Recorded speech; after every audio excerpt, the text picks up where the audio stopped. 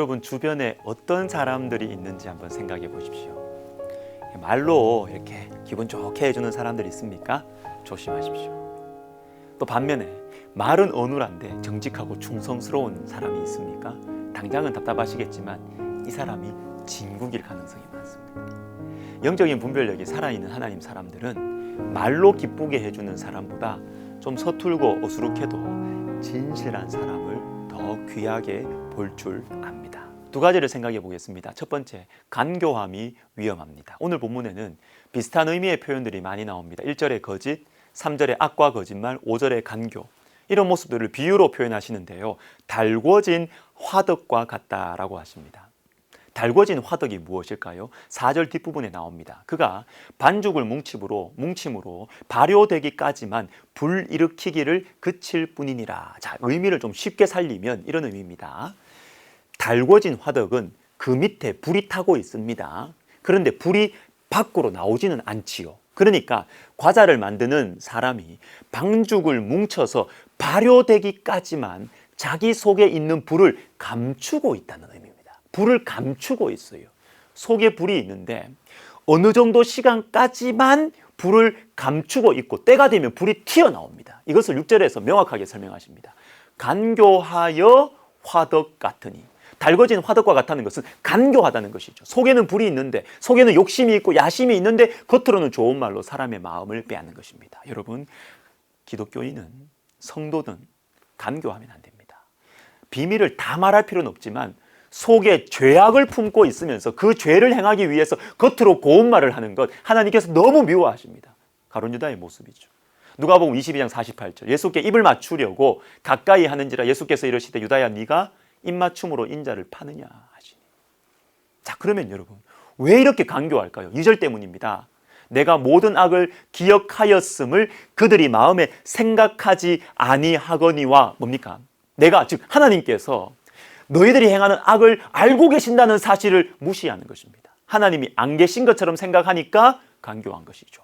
코리텐 붐이라는 분이 있습니다. 네덜란드 분인데 2차 대전 중에 독일 나치치하에서 유대인들을 숨겨주었고 감옥에서 고생을 많이 했습니다.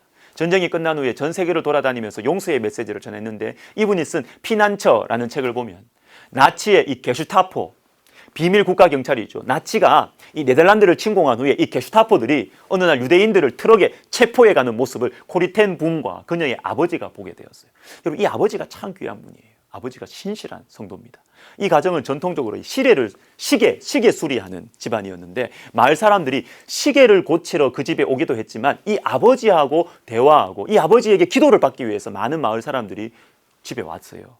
이 신실한 아버지가 유대인들을 잡아가는 그 독일군을 보면서 이런 말을 합니다. 정말 불쌍한 사람들이야. 저 불쌍한 독일군들에게 동정이 가는구나. 겁도 없이 하나님의 눈동자를 함부로 건드렸단 말이야. 잡혀가는 유대인들을 불쌍히 여기는 것이 아니고요. 잡아가는 독일 사람들을 불쌍히 여기는 것입니다. 왜요? 하나님의 눈동자를 지금 건드리고 있으니까. 다시 말해서 하나님이 없는 것처럼 행동하니까, 하나님을 두려워하지 않고 사니까 이게 불쌍한 거죠. 하나님께서 때가 되어 일어나시면, 하나님께서 손을 드시면 어쩌려고 하나. 여러분, 하나님이 안 계신 것처럼 사는 것, 이것이 정말 불쌍한 것입니다. 인간의 간교함, 거짓, 근원을 파헤쳐 보면 하나님을 무시하는 마음이 있는 것입니다. 여러분, 한 가지 더 보겠습니다. 기도의 능력이. 7절 하반절을 보시면 말씀의 흐름과 어울리지 않는 말씀이 나옵니다. 그들 중에는 내게 부르짖는 자가 하나도 없도다. 1절부터 7절 앞부분까지는 하나님 백성들의 죄악들이 나왔습니다. 그런데 갑자기 마지막에 내게 부르짖는 자가 하나도 없도다. 자, 여기에 하나님의 마음이 담겨 있어요. 이런 죄를 범해서 심판을 받고 이렇게 화덕처럼 간교해서 망하는 거야 라고 하신 후에 갑자기 내게 부르짖는 자가 하나도 없구나. 무엇입니까?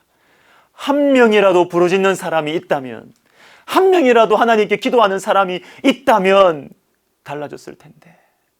여러분, 기도의 능력입니다. 하나님이 우리의 기도를 기다리고 계세요. 여러분, 기도의 능력이 있습니다. 기도할 때 하나님께서 심판을 멈추어 주십니다. 그런데 여러분, 또 하나 기억해야 할 것은 기도할 때 우리 자신의 간교함을 알게 됩니다. 2절을 다시 보십시오.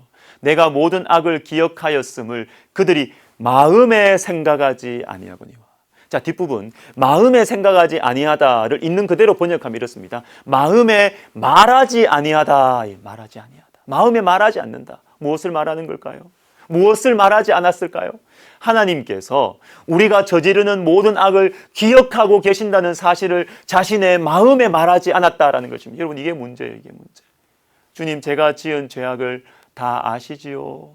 이렇게 내 마음에 내 죄를 말하는 것, 주님이 아신다는 것을 말하는 것이 기도입니다. 그러면 누가 기도할까요?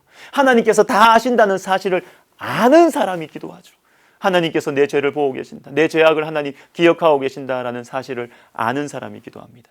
그리고 우리의 영적인 체험으로 보면요, 기도할 때 하나님께서 우리의 죄악을 기억하신다는 사실이 느껴져요. 기도할 때. 그래서 여러분, 기도하지 않으면요 막 나갑니다. 사람이 기도하면 좀 멈칫멈칫해요. 하나님 알고 계신다, 하나님 보고 계신다는 것이 느껴져요. 그러나 기도하지 않으면 죄를 지어도요 또 짓고 떼짓고 멈추지 않고 막 나갑니다. 여러분, 물론 죄 지을 수 있어요. 근데 문제는 멈추지 않는다는 것입니다. 왜 멈추지 못할까요? 내 죄를 보고 계시는 하나님을 무시하니까. 사랑하는 여러분, 기도할 때 하나님 느껴집니다. 기도할 때 하나님께서 내 죄를 보고 계신다는 사실을 알게 돼요. 그 사실을 알면 죄를 짓고 나서도 내 마음에 하나님의 살아계심, 하나님의 기억하심을 내 마음에 말할 수가 있어요. 그러면 회개가 시작됩니다. 주님 아시죠?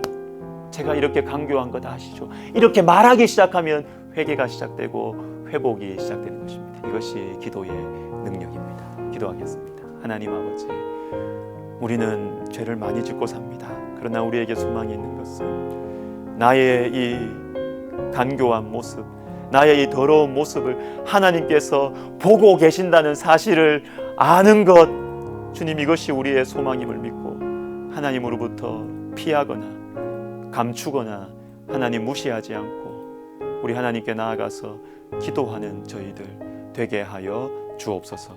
예수님의 이름으로 기도하옵나이다. 아멘.